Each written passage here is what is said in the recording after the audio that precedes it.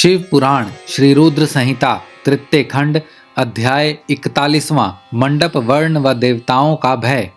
ब्रह्मा जी बोले, हे मुनिश्रेष्ठ नारद, तुम भी भगवान शिव की बारात में सहर्ष शामिल हुए थे। भगवान शिव ने श्री हरि विष्णु से सलाह करके सबसे पहले तुमको हिमालय के पास भेजा। वहां पहुंचकर तुमने विश्वकर्मा के बनाए दिव्य और अनोखे मंडप को देखा तो बहुत आश्चर्यचकित रह गए।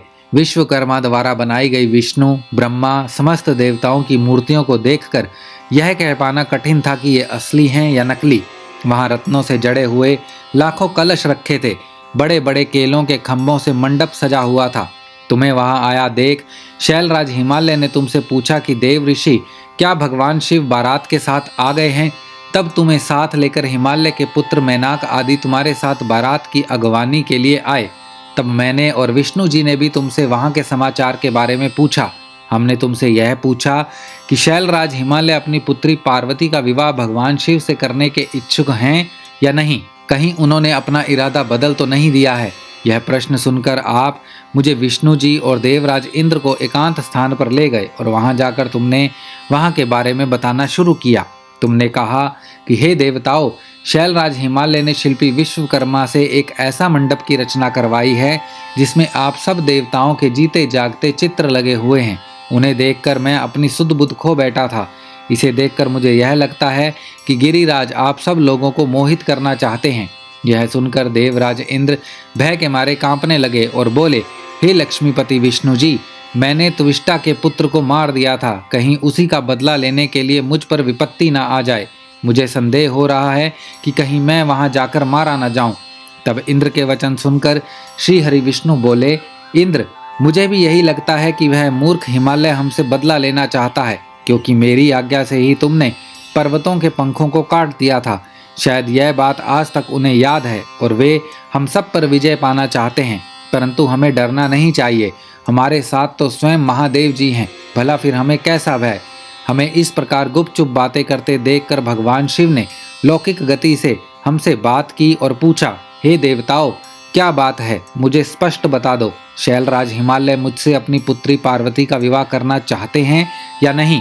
इस प्रकार यहाँ व्यर्थ बातें करते रहने से भला क्या लाभ? भगवान शिव के इन वचनों को सुनकर नारद तुम बोले, हे देवादिदेव शिव जी, गिरिजा नंदिनी पार्वती से आपका विवाह तो निश्चित है।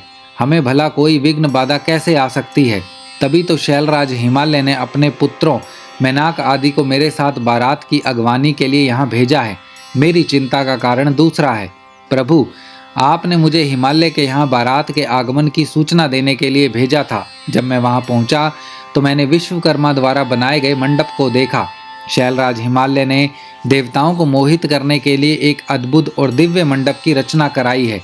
आपको यह जानकर आश्चर्य होगा कि वे सब इतने जीवंत हैं कि कोई भी उन्हें देखकर मोहित हुए बगैर नहीं रह सकता। इन चित्रों को देखकर ऐसा महसूस होता है कि वे अभी बोल पड़ेंगे।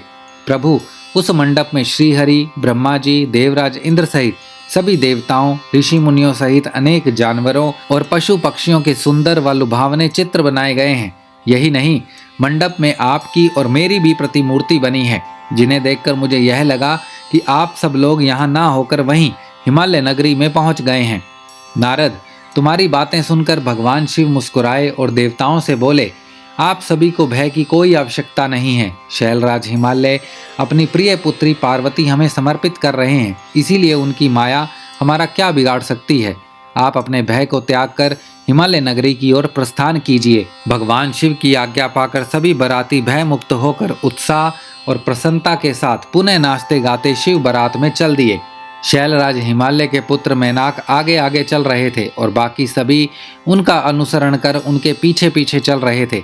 इस प्रकार बारात हिमालयपुरी जा पहुंची। श्री रुद्र संहिता तृतीय खंड अध्याय 41वां समाप्त।